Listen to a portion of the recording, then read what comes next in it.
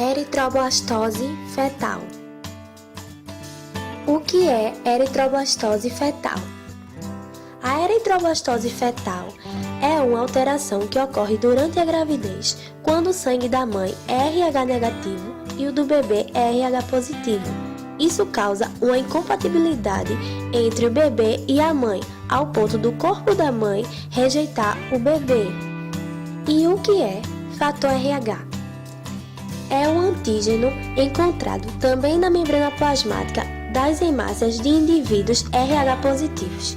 Falamos em RH negativo quando este fator antigênico está ausente, sendo estas pessoas capazes de responder com a produção de anticorpos anti-RH, quando entram em contato com o antígeno, através da placenta ou transfusão incompatível.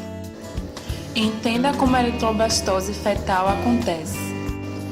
Caso o sangue da criança RH positivo entre em contato com o sangue da mãe, que é RH negativo, pode-se haver uma reação semelhante à de quando tomamos uma vacina, ou seja, a mãe começa a produzir anticorpos contra o sangue da criança e seu sistema hematopoético.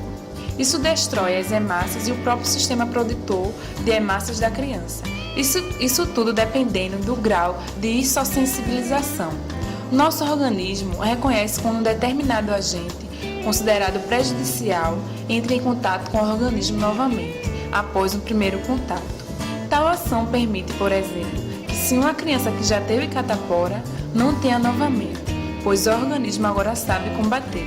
No caso da eritroblastose fetal, quando o sangue da mãe entra em contato pela primeira vez com o sangue do bebê, que possui fator RH diferente do seu, há produção de anticorpos. Em uma segunda gestação, esses anticorpos já criados anteriormente irão causar a doença.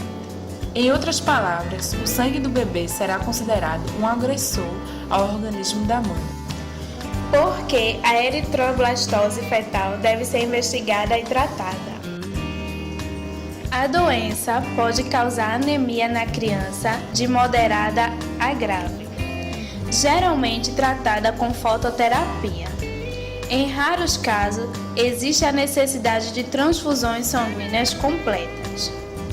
O pré-natal dessas mamães deve ser feito com grande cautela, principalmente naquelas que estão na segunda ou terceira gestação. A recomendação, se o problema pode ou não ocorrer, deve ser dado pelo médico. Os riscos para a mãe e para a criança devem ser sempre analisados. A eritroblastose fetal, se bem conduzida, tem grandes chances de não se complicar e a criança nascerá saudável.